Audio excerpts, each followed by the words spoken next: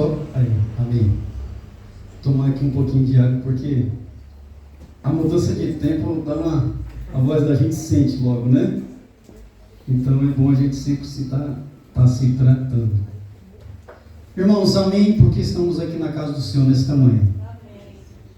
Que bom que você está aqui. Se tem alguma visita no nosso meio, que se sinta bem e volte mais vezes. Porque aqui é o seu lar, aqui é a sua casa, é a casa do Pai. Deixa eu só abaixar o nosso som aqui, para não correr o risco do microfone. Irmãos, antes de pregar, eu gostaria de fazer mais uma vez uma oração, uma prece ao Senhor. Vamos orar então? Vamos colocar de joelhos.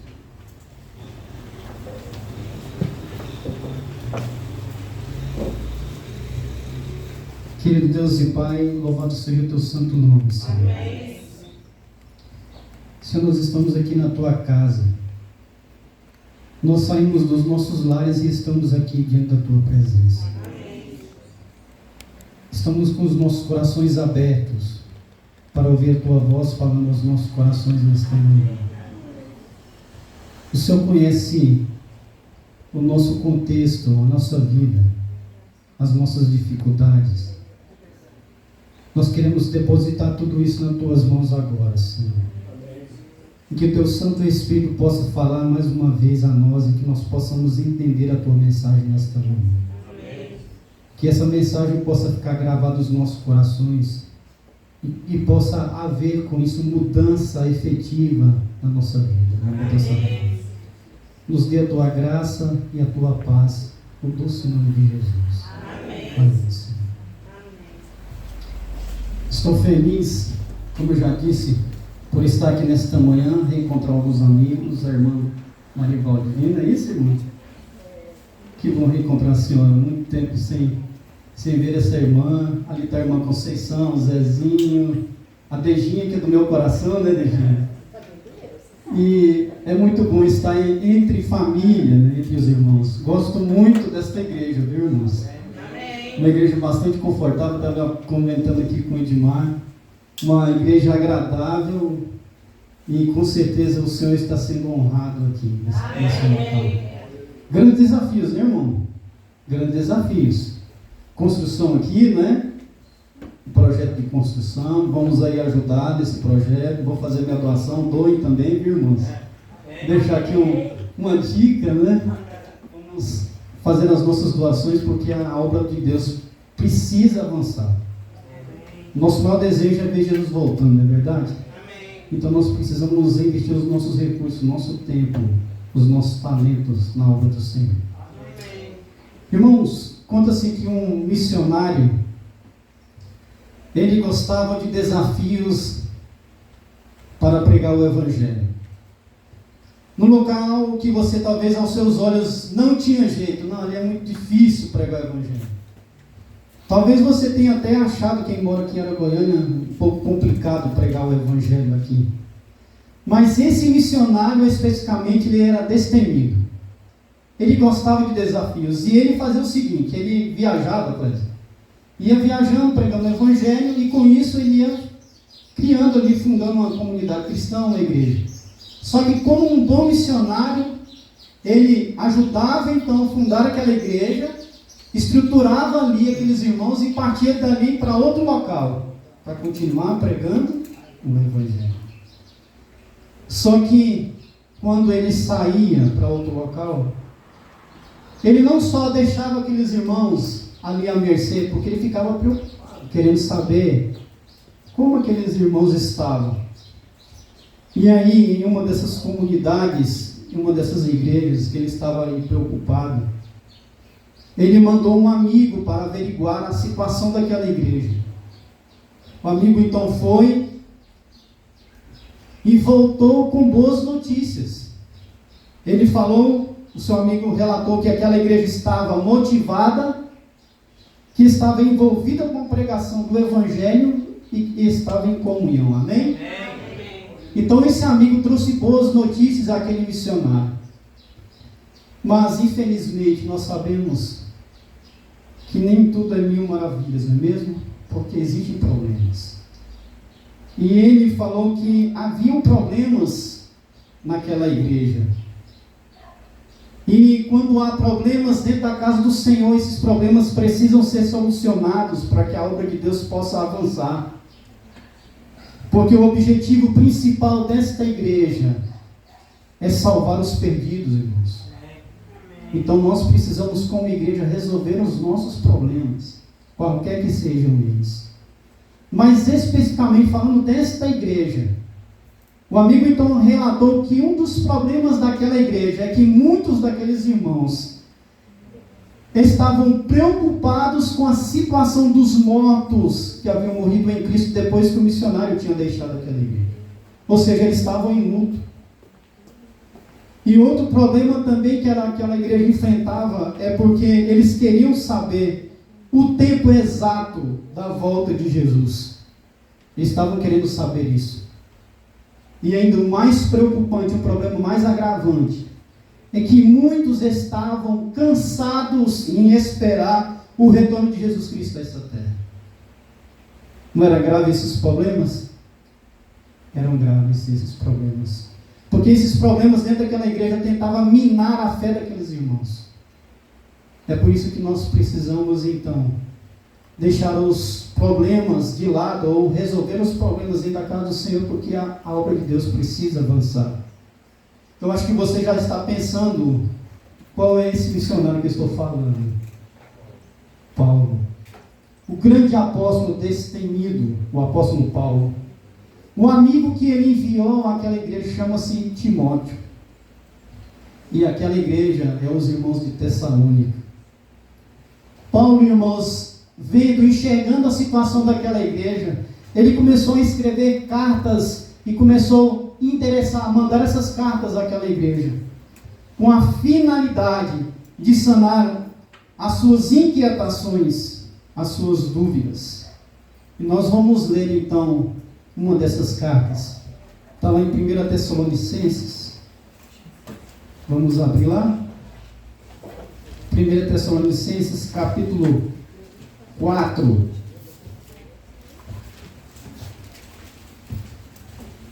Primeira Tessalonicenses, capítulo 4. Verso 13. Acompanhe comigo a leitura.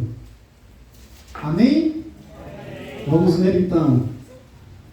1 Tessalonicenses, capítulo 4, verso 13. Fala assim: não queremos, porém, irmãos, que sejais ignorantes com respeito aos que dormem, para não vos entristecerdes como os demais que não têm esperança.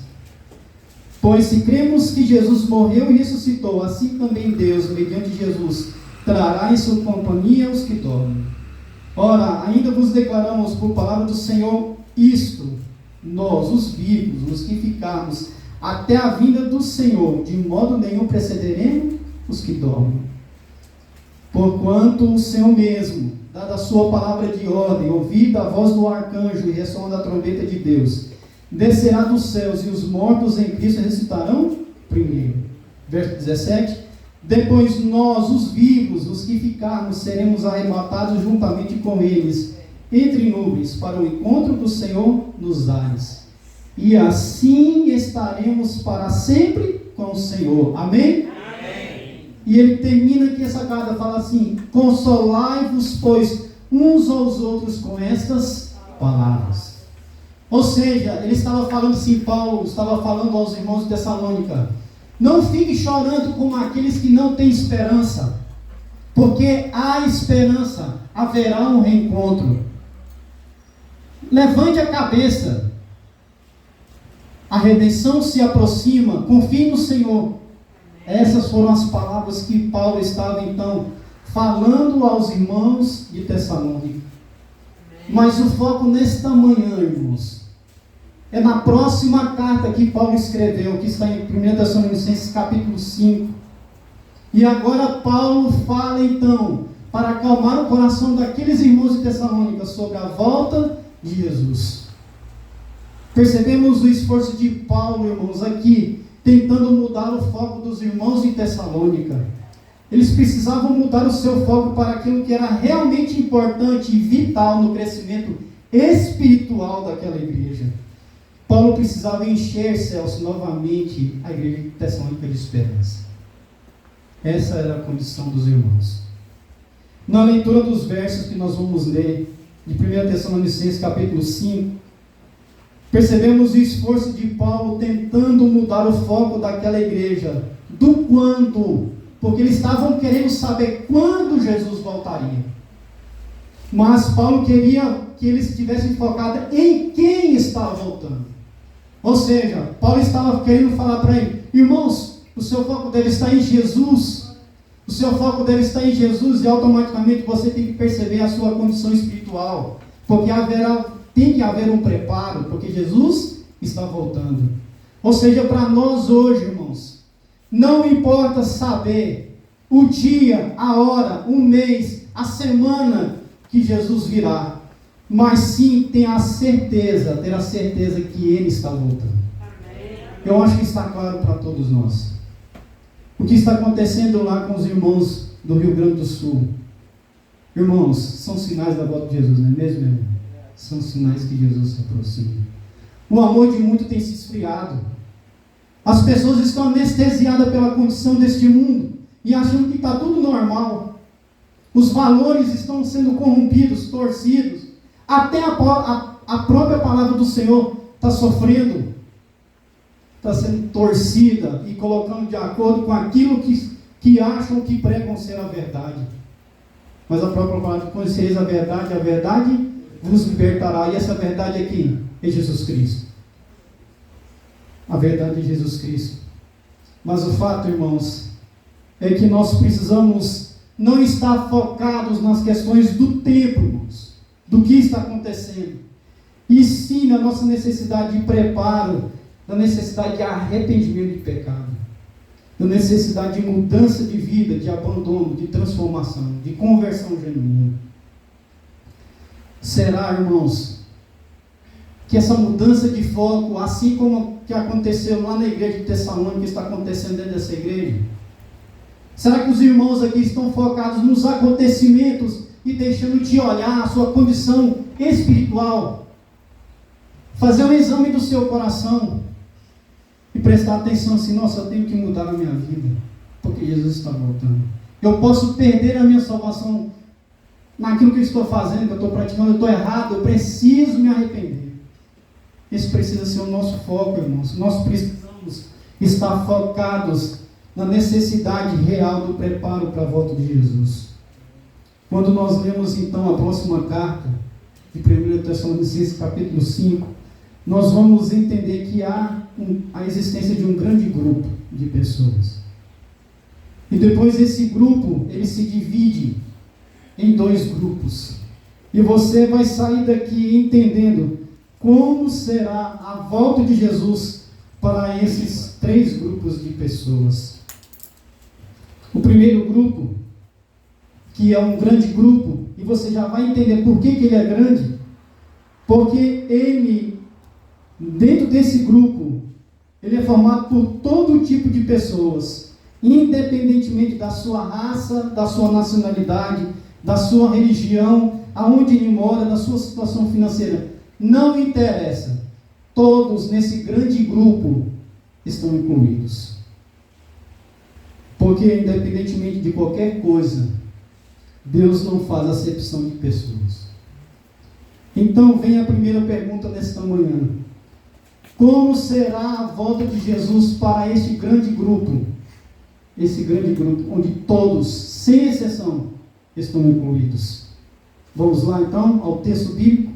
1 Tessalonicenses capítulo 5, verso 1 e 2, fala o seguinte: irmãos, relativamente aos tempos e às épocas, não há necessidade que eu vos escreva, pois vós mesmos estáis inteirados com precisão, que o dia do Senhor vem como ladrão de noite. Aqui, irmãos, nós notamos o tom de certeza ao Paulo declarar: o dia do Senhor vem. Aqui ele não deixa dúvida, talvez o dia do Senhor venha, ou talvez o Senhor venha. Não, ele fala: o Senhor vem. Simplesmente ele afirma isso, irmãos. Essa é a mesma certeza que uma mulher grávida tem. Ela não sabe o momento exato que vai se iniciar as dores de parto. E quando a mulher percebe que ela está grávida, começam assim então os preparativos, não é mesmo? Arrumar o quarto, as roupinhas. Tem o famoso agora chá de revelação que está na moda, tem umas coisas engraçadas na internet que a gente percebe, né? E mais um desses preparos está o exame de pré-natal, onde um médico radiologista faz o exame de ultrassom, o ultrassom morfológico, e ele dá uma data estimada de quando poderá acontecer então o nascimento da criança. Ele não bate um martelo, vai nascer tal dia, mas ele dá uma estimativa, né? Dentro de dias, uma semana, provável. Eu me lembro muito bem, quando a minha mãe estava grávida da Jéssica, minha irmã, ela estava com uma barriga desse tamanho grande, e numa sexta-feira de manhã ela foi ao médico, a última consulta antes do nascimento da Jéssica. E o médico falou para ela: Cecília, a Jéssica está para nascer. Aí ela falou assim: mas, doutor, não vai ser cesárea? Não vai ser normal, vai ser cesárea, não é mesmo? Então vamos programar para ser domingo, na segunda-feira. Ele falou assim: não, tudo bem, pode ser, mas vou te falar, eu já vou deixar o centro cirúrgico preparado, porque qualquer coisa você me liga. Irmãos, eu me lembro muito bem que naquele mesmo dia, à tardezinha, eu peguei com a minha mãe e fui fazer o pôr do sol na casa do irmão. E quando nós estávamos voltando, o que aconteceu? As dores de parto começou. E nós corremos com a minha mãe para o hospital e a Jéssica nasceu. A mesma certeza que Paulo tinha da volta de Jesus é a mesma certeza que uma mulher grávida tem. Ela não sabe a hora, o momento exato, mas tem a certeza que o bebê nascerá. Então, irmãos, para você entender que dentro da vida de uma mulher que está grávida, esse evento, o nascimento de uma criança, é um evento inevitável. Quando você lê lá em Mateus capítulo 24, verso 14, e afirma o seguinte: e será pregado este evangelho do reino por todo o mundo, para testemunhar a todas as nações, então virá o fim. O evangelho foi pregado, Clésio? Então virá o fim. Para todos, irmãos, analisando, para todos a volta de Jesus será um evento inevitável. Então virá o fim. Não há nada que eu possa fazer ou que você possa fazer para mudar isso. O dia do Senhor vem. Será um evento inevitável. Um outro aspecto, irmãos, sobre a volta de Jesus para este grande grupo, que ele será um evento imprevisível, algo cujo tempo não pode ser previsto, como lemos lá no verso 2, que o dia do Senhor vem como ladrão de noite. Você consegue prever o momento que um ladrão vai te atacar? De forma alguma. É por isso que eu uso então um alarme lá na minha casa, um alarme no carro, faço um seguro. Eu estou até preocupado, Celso, porque agora eu estou fazendo uma reforma lá no Uber e os carros estão tudo lá de fora. E meu golzinho não tem seguro. Se roubar, irmão, estou entregando para Deus, né? Porque não tem seguro. Mas eu, então, como não sei prever o ataque de um ladrão, eu tenho que fazer algumas coisas, né, para dificultar. Então, irmãos, a volta de Jesus para esse grande grupo é imprevisível. Podemos notar também no verso 1, quando Paulo relata os tempos e as épocas, não há necessidade que eu vos fale. Quando ele fala isso, irmãos, é porque dá a entender que ele já tinha instruído o povo de Tessalônica a respeito do que o dia e a hora ninguém sabe, nem os anjos do céu, nem o Filho, senão o Pai. Está lá em Mateus capítulo 24, verso 36. Assim, ao comparar a volta de Jesus com o ladrão à noite, quando ele ataca, Ele ressalta que não é possível prever o dia que Jesus vai voltar. Não é possível, irmãos. Mas quando nós lemos o verso 3, irmãos, é aqui que nós observamos que esse grupo agora se divide. Ele se divide em dois grupos. E agora a gente pode começar a dar o nome a esses grupos. O grupo dos salvos e o grupo dos perdidos. Até aqui você está entendendo a mensagem desta manhã? Irmãos, o grupo agora se divide no grupo dos salvos e o grupo dos perdidos. Como será a volta de Jesus para os perdidos? Vamos ler então, verso 3. Quando andarem dizendo paz e segurança, eis que lhes sobrirá repentina destruição. Como vêm as dores de parto que está para dar à luz, e de modo nenhum escaparão. Irmãos, aqui, os perdidos, apesar de serem já ter sido informados, porque o Evangelho será pregado a todos, então virá o fim. Apesar de serem advertidos quanto à volta de Jesus, eles estarão envolvidos no que sempre fizeram. Sabe por quê? Porque não houve conversão. Foram até convencidos, mas não foram convertidos. Porque conversão, o nome mesmo já fala, conversão é você estar num rumo e você toma outra direção. E é bem provável que é uma direção contrária daquilo que você estava tomando. Isso é verdadeiramente uma conversão. Apesar de ter sido informados, irmãos, os perdidos estarão envolvidos no que sempre fizeram, tranquilos. Lá em Mateus capítulo 24, verso 38 e 39, aqui Jesus afirma que assim como aconteceu no dilúvio, os perdidos serão pegos de surpresa de forma inesperada. Como vêm as dores de parto para os perdidos, a volta de Jesus vai ser inesperada.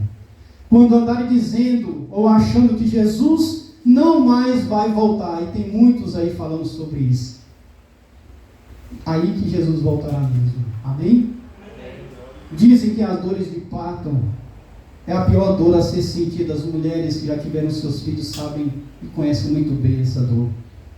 Mas a pior dor que será sentida, irmãos, será sentida pelos perdidos, porque haverá choro e ranger de dentes. Ou seja, a volta de Jesus para os perdidos vai ser uma ocasião dolorosa. E no verso 3 deixa claro também, irmãos, que haverá repentina destruição. O dia do Senhor vai ser o fim da linha para os perdidos.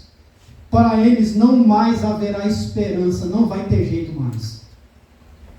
Não poderá ser feito nada em favor dos perdidos. A sua perdição eterna será apresentada, pois os perdidos, no ato da volta de Jesus, começarão a ser destruídos. No verso 3, finaliza dizendo que de modo nenhum escaparão. Eles vão tentar se esconder, mas em vão, irmãos. Eles vão tentar se esconder em cavernas, em rochas, gritarão: caiam sobre nós e nos escondamos da face daquele que está sentado no trono, e nos esconda da ira do Cordeiro. Está lá em Apocalipse capítulo 6, verso 16. Tentarão fugir, mas será em vão, tudo será em vão, por ter os perdidos negado a aceitar o sangue do Cordeiro. Terão que enfrentar a ira de Deus, clamarão pela morte, mas não haverá escapatória. Para os perdidos, irmãos, resumindo a situação para eles, a volta de Jesus vai ser inesperada, vai ser dolorosa, vai ser destrutiva e vai ser sem escapatória. Vai ser terrível a volta de Jesus na perspectiva dos perdidos. Porém, Esta é uma mensagem que precisa ser pregada, anunciada a todo esse mundo. Mas eu quero abrir um parênteses aqui e falar o seguinte, que essa mensagem deve ser pregada com amor. Não é através de um evangelho de goela abaixo, irmãos. Porque se você tiver com essa atitude, você está equivocado. Porque na palavra do Senhor não nos dá margem a agir dessa forma. Porque Ele fala assim, eis que estou à porta e bato. Se me amais, guardareis os meus mandamentos. Ou seja, é condicional, Deus não força ninguém. Então nós precisamos pregar com firmeza, mas com amor e equilíbrio. E principalmente, irmãos, nós precisamos testemunhar. Nós precisamos pregar através do nosso testemunho. Mas uma boa notícia é que nem tudo está perdido, Edson. Porque do outro lado se encontra o grupo dos salvos. Aqueles que reconheceram e aceitaram Jesus como seu único Senhor e Salvador.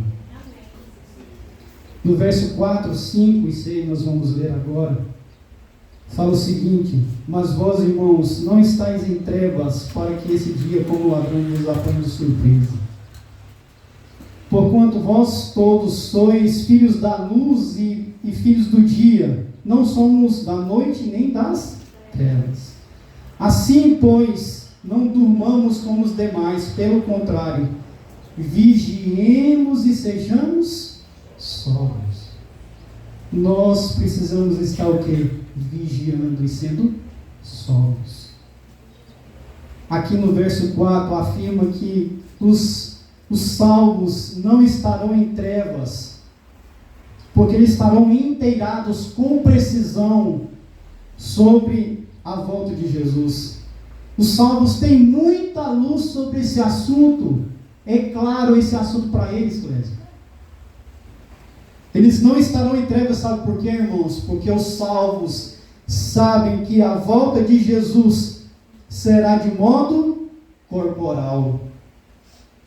Ele virá do mesmo modo que ele subiu, mas agora ele virá em um corpo glorificado. Quando Jesus estava subindo ao céu, os discípulos olhando, dois varões apareceram do lado deles e falaram assim: olha, sabe esse que está subindo? Ele virá novamente. Ele virá da mesma forma que você está vendo ele subir. E nós sabemos também, os salvos sabem, que Jesus não vai voltar de maneira espiritual, como muitos aí acreditam. Ele vai voltar de modo corporal, um corpo glorificado. Os salvos sabem também que esse evento será um evento mundial, porque todo olho verá. Apocalipse capítulo 1, verso 7. E me emociono agora, que está relatado lá em 1 Tessalonicenses capítulo 4, verso 16, que fala que a volta de Jesus será um evento audível, será barulhenta, sabe por quê? Porque vai ter canglô de trombetas, ou seja, as trombetas vão tocar. Milhares e milhares de anjos vão tocar no céu que Jesus está voltando. Dá para imaginar dele, o tanto que vai ser lindo a volta de Jesus. Estava aqui, na hora que vocês estavam louvando, eu me emociono muito quando eu ouço o louvor, porque é um vislumbre, é um pequeno vislumbre quando vai ser a volta de Jesus. Lá no céu nós vamos cantar um novo cântico, o cântico do poder, todos nós. Vai ser emocionante a volta de Jesus. Os salvos sabem também, irmãos, eles não vão se dobrar a um falso Cristo que vai se apresentar fazendo milagres e tentando acabar com a lei do Senhor. A volta de Jesus faz parte da identidade dos salvos, lembre-se disso. A volta de Jesus faz parte da identidade dos salvos, é a placa de sua igreja, é a missão de anunciar e anunciar, de ensinar e anunciar que Jesus está voltando. Há muita luz. Os salvos não serão pegos de surpresa como um ladrão ataca. E mais interessante ainda, quando eu estava preparando esse sermão, fala que os salvos A característica principal dos salvos é porque eles vão aguardar Jesus. Eles estão aguardando, almejando a volta de Jesus. A volta de Jesus para os salvos é um evento aguardado, almejado. A volta de Jesus para os salvos, irmãos, será como a mãe que espera pelo retorno do seu filho. A volta de Jesus para os salvos será como o trabalhador que espera por seu salário. A volta de Jesus é como um noivo que espera pela noiva no altar. A volta de Jesus, ela é almejada, ela é aguardada como uma criança espera receber o presente de Natal. A volta de Jesus era aguardada e almejada, assim como o estudante se esforçou o ano inteiro estudando e ele espera um resultado positivo no vestibular. A volta de Jesus, ela é um evento aguardado, assim como o doente espera pela cura. E o mais importante, a volta de Jesus é um evento aguardado, assim como Jesus espera que o pecador se arrependa. Não interessa, irmãos, não importa qual é a sua condição. O mais importante é você se entregar hoje a Jesus. Você tem almejado, aguardado a volta de Jesus com todas as suas forças?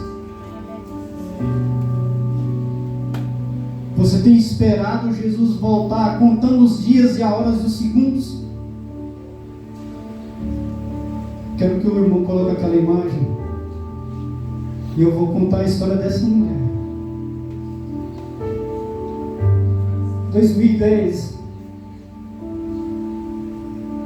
a minha família perdeu essa mulher, minha mãe, a primeira adventista na família, sincera, fiel.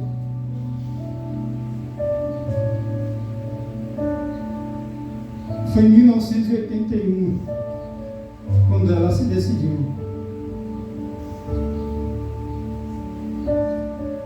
Havia uma adventista vizinha que deu estudo bíblico para ela e ela aceitou abençoar do Senhor e viveu o Evangelho de maneira verdadeira. Ela viveu o Evangelho com todas as forças dela, ela testemunhou, ela fez diferença na vida de várias pessoas. Meus amigos aqui, sabe, conheceram ela, o pastor conheceu ela. Fez a diferença, irmãos. 2010, ela descansou no Senhor. Eu tenho a certeza que eu vou reencontrar com ela novamente. A certeza absoluta, irmãos. Eu não tenho dúvida disso. Sábado passado estávamos velando a irmã Marina, lá no condomínio da Esmeralda. O irmão aqui perdeu a sua mãe tem um mês. Eu imagino a dor que era para os irmãos de Tessalônica. A dor do luto não é fácil. Quantas dificuldades eu precisei encarar e clamar a misericórdia do Senhor. Quantas dificuldades. Mas era o Senhor me falando: Fernando, continua, não desanima. Os irmãos orando por mim, me abraçando. É para isso que serve a igreja.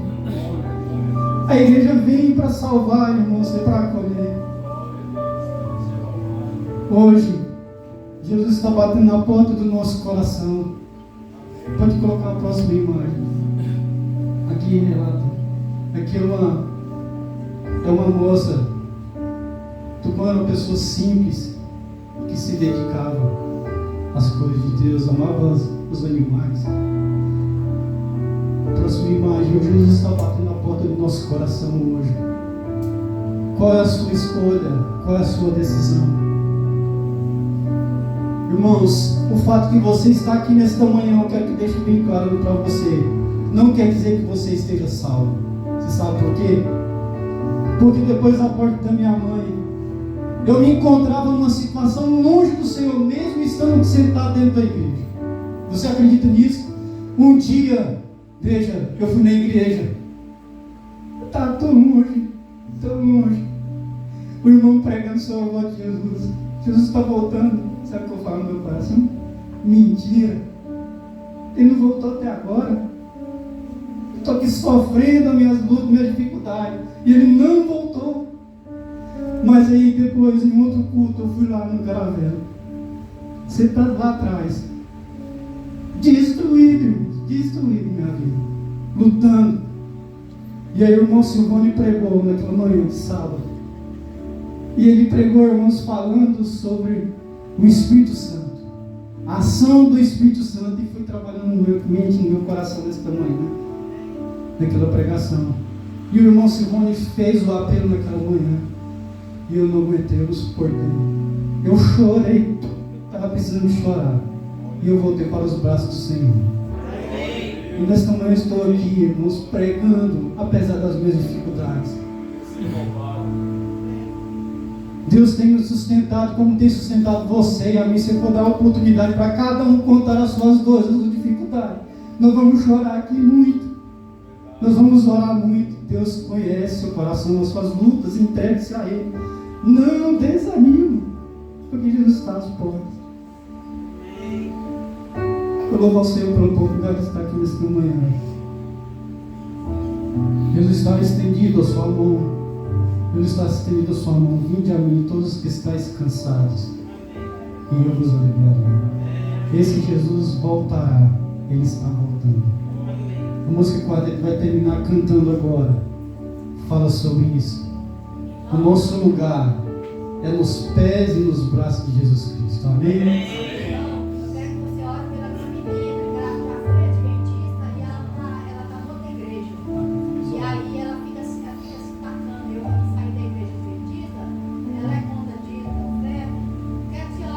Vamos orar. Amém. Amém. Amém. Que Deus acalme o coração da senhora e te dá o conforto. Amém. Está vendo aí, Lucas? Deus sabe o que eu estou enfrentando agora, nesse momento. Eu estava ali atrás, já chorando. Tenha misericórdia, Senhor. Não desanime. Vamos ficar firmes na fé até Jesus voltar. Vamos? Amém? Que Deus seja louvado. Nós vamos cantar a última música. Que nós possamos entregar nesse momento em oração a nossa vida ao Senhor.